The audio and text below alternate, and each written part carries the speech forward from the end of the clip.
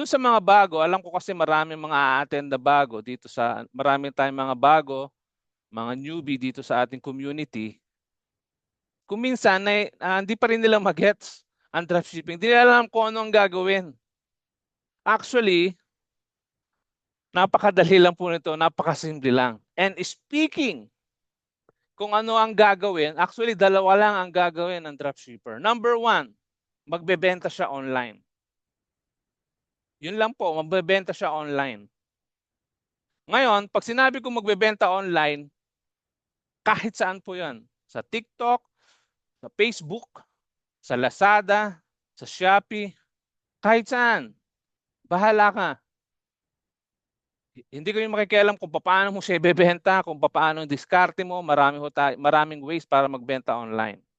So, yun ang una mong gagawin. Pangalawa, ito ang pangalawa mong gagawin, which is napaka-simple.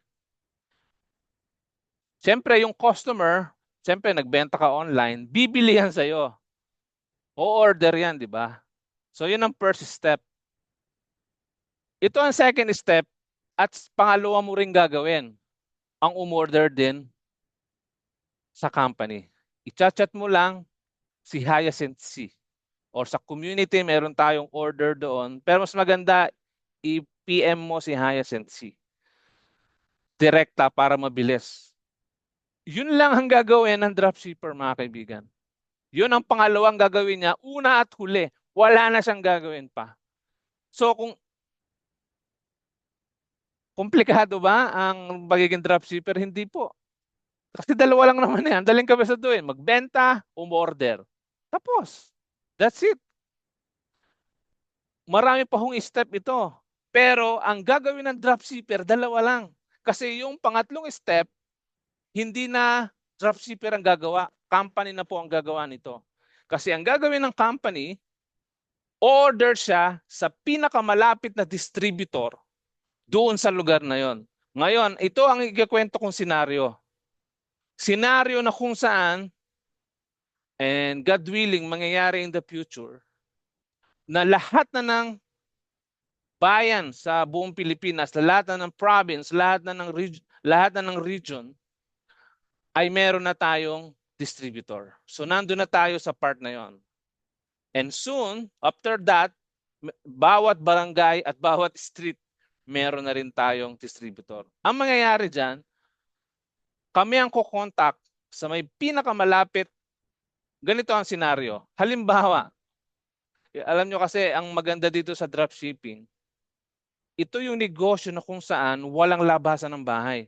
Nagsimula kasi ang Hyacinth nung pandemic na kung saan nag-isip ako ng isang negosyo na pandemic proof. Alam naman natin nung pandemic, ang dami nagsarang negosyo, di ba? Pero ang dropshipping, ang isa sa mga negosyo na nakasurvive. At ito yung negosyo na mas malakas siya kahit walang labasan ng bahay. Kasi nakadesign siya doon. Halimbawa, merong isang dropshipper taga dito sa may lugar na to. Alam niyo ba itong tuldok na to? Na nakikita niyo ba yung cursor? Hindi ko alam kung anong lugar eh. Nung sinum in ko, Kuyo yung island na yan. Halimbawa, may isang taga dropshipper na taga Cuyo Island. Very isolated place. O diba? Ngayon, kapag ikaw ay taga dyan, parang ang hirap ng negosyo kasi nasa isang isla ka lang, ang liit, tapos siguro kukunti lang ang tao dyan. Hindi pa ako nakapunta dyan eh. Pero ang maganda dito sa dropshipping, kahit nasa loob ka lang ng bahay, ang market mo buong Pilipinas, even buong mundo. Halimbawa, yung nagbebenta dyan, ang pangalan ay Edna. Tapos si Edna buntis pa. Or sabihin na natin ng anak na, 2 months old yung baby niya. So hindi siya makalabas ng bahay. Ha? So yun ang senaryo. So ano ang pwede niyang gawin? Hindi siya pwede magtrabaho kasi may baby siyang naalagaan. Dropshipping ang best sa kanya. Alam niyo itong negosyo natin na dropshipping, ito talaga yung best business sa mga kababayan natin mga babae na mga buntis o may mga sakit na hindi makalabas ng bahay. Alam mo, yung kaysa magmukmuk ka sa bahay na wala kang ginagawa, this is the best business for you. At ang maganda dito, walang puhunan. Walang puhunan to eh. Ha? Yun ang the best dyan. Kaya hindi na talaga, wala nang pwedeng idahilan pa ang mga tao na hindi magnegosyo kahit walang puhunan kasi meron ng dropshipping. Ngayon, sabihin na natin taga Cuyo si Edna, Island of Cuyo. Nagbenta siya online sa Facebook. May bumili, taga Pangasinan. Sa Season, Pangasinan. Taga Season. Ang layo nun, malapit sa Baguio City. Taga Season, Pangasinan. So anong gagawin niya? O di ba? So ang gagawin niya, ito nga yung second step, o-order siya kay Hyacinth. Then kami na ang bahala. Kukontakin namin ang local distributor dun sa Season. Kung merong reseller doon, kukontakin namin. Or kung merong vendor, kukontakin namin. Kami na ang bahala. Ang mangyayari dyan, kung merong vendor doon sa Season, i-deliver niya sa bahay ng customer. At ito ang maganda, wala nang shipping fee. Ang goal po natin in the future, mga kaibigan, ay tanggalin ang shipping fee. Ilalapit natin ang Hyacinth sa mga tao. Kasi nakakadagdag yung shipping fee sa bayarin, di ba? Kasi kapag mayroong distributor doon, lalakarin lang niya. Bakit? May isang vendor na ang territory, isang street, lalakarin lang niya eh. O pwede siya magmotor. O di ba? So dadalhin niya doon.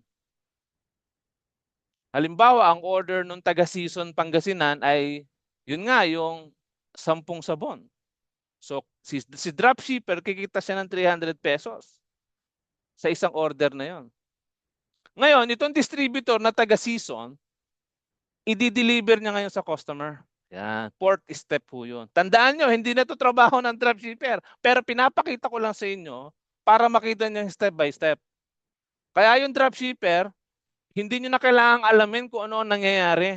Basta pagka-order mo, tapos na, maghintay ka na lang ng komisyon. Ganun lang po yun.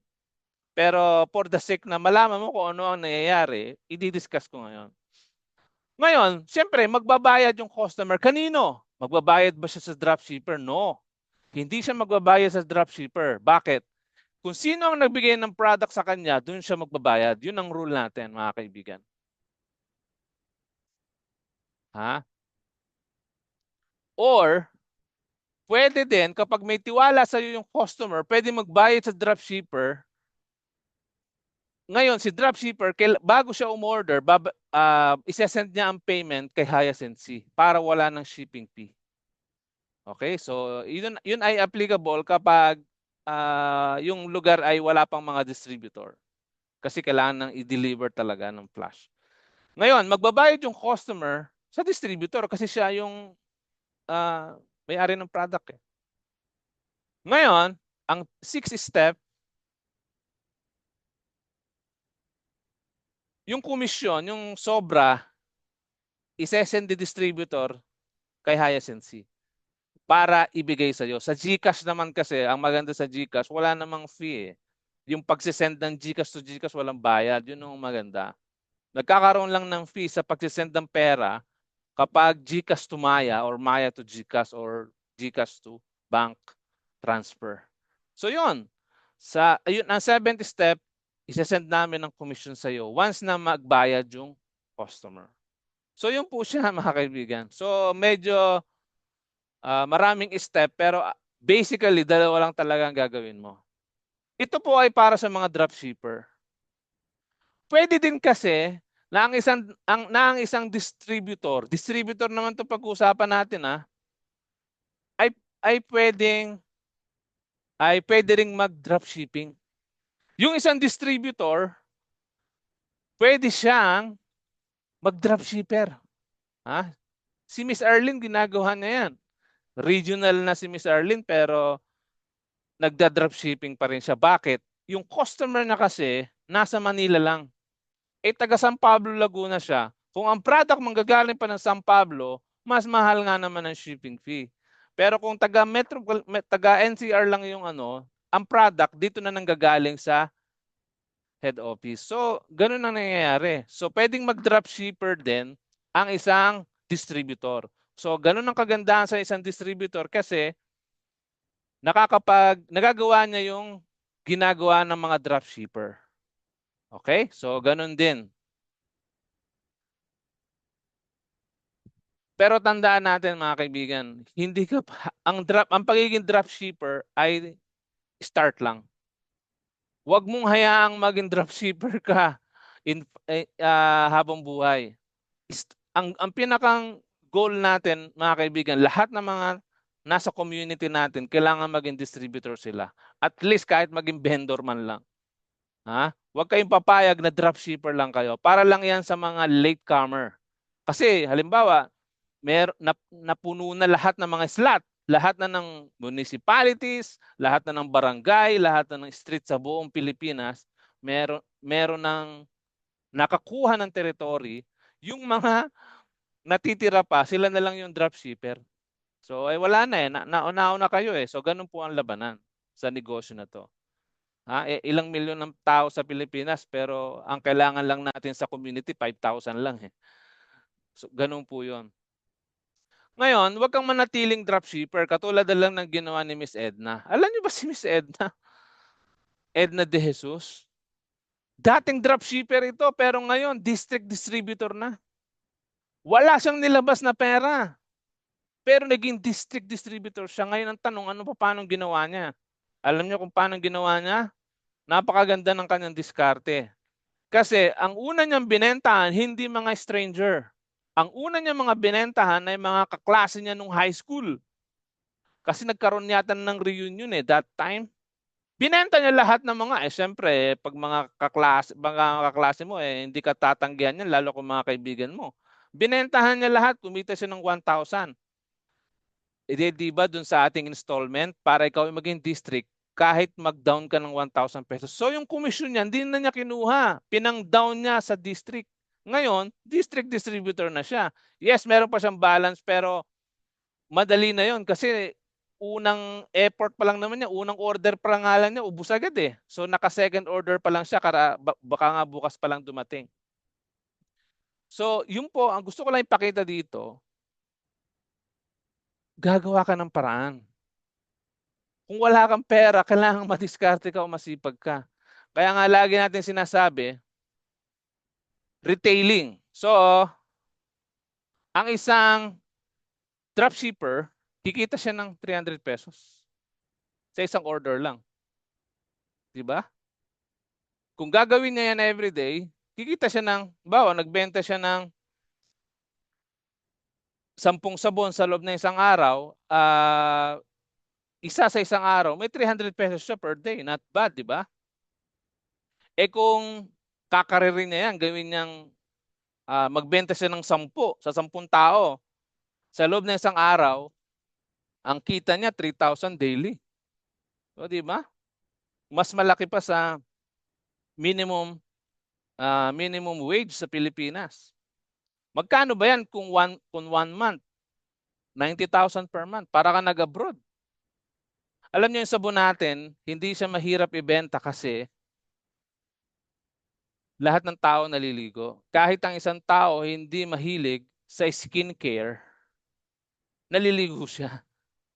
At ang maganda sa sabon natin, actually sabon lang natin okay na eh. Kasi sabon lang natin enough na para gumanda ang skin mo. Yung mga skincare natin, mga cream, night cream, toner, sa mga metikuloso lang yan kapag gusto talaga nilang gumanda at gumuwapo. Pero sabon pa lang okay na eh. Alam niyo yun? Nandun na kasi lahat eh. Lalo na yung ating glass skin soap, 4-in-1 ho yan. Antibacterial yan, parang safeguard. Mataas ang kanyang anti-aging. Tapos meron siyang nag-heal siya ng mga sugat. At whitening din siya. So 4-in-1 siya, mga kaibigan. Kapag ikaw ay may alipunga, pwede mo rin siyang gamitin kasi napakataas ang kanyang antibacterial. So hindi siya ordinaryong beauty soap, mga kaibigan. Kaya all-in-one siya, Kaya hindi siya mahirap ibenta. Ngayon, so kita nyo naman, kung kakaririn mo ang isang dropshipper, ang pagiging dropshipper, kikita ka ng 90,000 per month. Para ka nag-abroad niyan, di ba? Ang matindi, wala pang puhunan. Ha? Wala ka nilabas sa pera eh.